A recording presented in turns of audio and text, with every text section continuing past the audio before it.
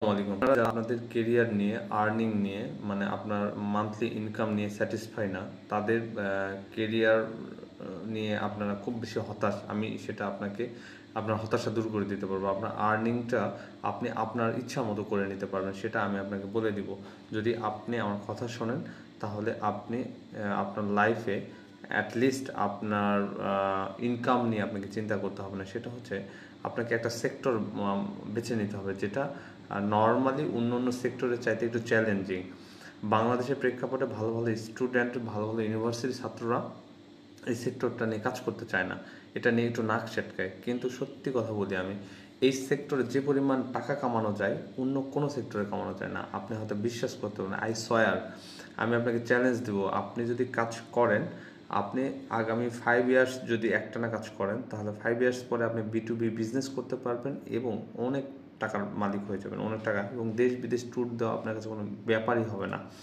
সেটা হচ্ছে আপনাকে বিজনেস ডেভেলপমেন্টে কাজ করতে হবে। সহজ বাংলায় যদি বলি, সেটা সেলস মার্কেটিংয়ে কাজ করতে হবে। সেলস মার্কেটিংয়ে কাজ করতে গেলে আপনাকে নানাবিধ চ্যালেঞ্জের শিকার হতে হবে। বাংলাদেশের মানুষ যেটা মনে করে সেলস মার্কেটিংটা হচ্ছে শুধু চানাচুর, মুড়ি, বিস্কিট বা এই ধরনের জিনিস নিয়ে কাজ করা। দেখেন, বিশ্বে নানাবিধি প্রোডাক্ট রয়েছে, যে প্রোডাক্টগুলো আপনাকে সেলস করার জন্য সেলস মার্কেটিং বা বিজনেস ডেভেলপমেন্টে মানুষজন লাগে।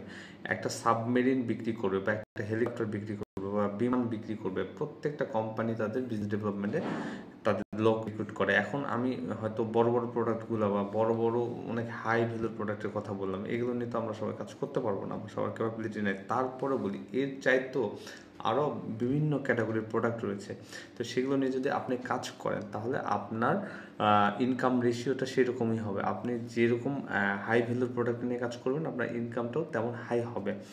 আপনি দাঁতের উপর দাঁত লেগে দিয়ে যদি 3, 4, 5 বছর বিজনেস ডেভেলপমেন্টে কাজ করেন, আপনাকে কেউ ধরতে পারবে না, পিছন থেকে আপনাকে কেউ ধরতে পারবে না। আপনাকে শুধু রিকোয়েস্ট করবে, ভাই আসেন আমার প্রোডাক্টগুলো আপনি সেল করে দেন। আপনি কিভাবে সেলস করেন, আপনার সেলস টেকনিক দিয়ে, আপনার বিজনেস ডেভেলপমেন্ট টেকনিক দিয়ে আমার বিজনেসটাকে একটু গ্রো করে দিয়ে যান, সবাই আপনার পিছনে ছুটবে। বিশ্বাস করেন, আপনি এত পরিমাণ টাকা আর্ন করতে পারবেন যদি আপনি ইচ্ছা করেন। বাংলাদেশের সবচাইতে খারাপ, দুর্বল, মেধাহীন মানুষজন এই সেক্টরে কাজ করে, বিজনেস ডেভেলপমেন্ট সেক্টরে, যার ফলে হয়তো একটু কষ্ট হয় তাদের কেরিয়ার দাঁড় করে দেয়, তারপরেও তারা কিন্তু অনেক সফল। সমাজে অন্যান্য সেক্টরের চাইতে বিজনেস ডেভেলপমেন্ট সেক্টরে যারা কাজ করে, তারা কিন্তু অর্থনৈতিকভাবে অনেক সচ্ছল। তো এই জায়গাটা যদি ভালো মানে স্টুডেন্ট, মানে আপনারা যারা আছেন ভালো স্টুডেন্ট, যারা গভর্নমেন্ট জবের পিছিয়ে ছুটছেন, যারা বিদেশ গোয়িং বা অন্য অন্য কাজ নিয়ে অনেক ব্যস্ত, হ্যাঁ, তারা যদি কেরানির চাকরি লাইক HR অ্যাডমিন, হ্যাঁ, মানে খুব ভালো লাগে HR অ্যাডমিন, এই যে তো কেরানির চাকরি, এটা এটা বললে আপনারা অনেকে মাইন্ড করবেন। HR অ্যাডমিন মূলত কিন্তু কেরানির চাকরি এক ধরনের, হ্যাঁ।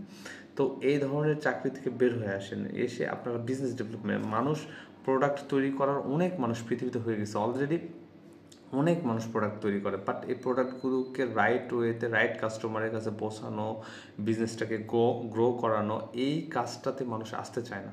তো এই কাজটা আপনি করেন, আপনি করলে আপনার পিছনে সবাই ছুটবে। যারা প্রোডাক্ট তৈরি করে, যারা উৎপাদন করে, তারাও আপনাকে হায়ার করবে, আপনার জন্য ওয়েট করবে, আপনার 5টা কথা 2টা কথা শোনার জন্য মানুষ আপনাকে হায়ার করবে, টাকা দিয়ে হায়ার করবে। বিশ্বাস করেন, আপনার টাকার কোনো অভাব হবে না, বিশ্বাস করেন আপনি আমাকে।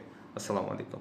আর যদি আপনাদের কারো কোনো কোশ্চেন থাকে যে আপনারা কীভাবে আপনাদের লাইফটাকে দাঁড় করাবেন, আপনার কেরিয়ারটাকে এই সেক্টরে, তাহলে আপনি আমাকে কমেন্ট করেন, আমি আপনাকে মেসেজ করব যদি আপনার কমেন্ট আমার কাছে ভালো মনে হয়। জি, আসসালামু আলাইকুম।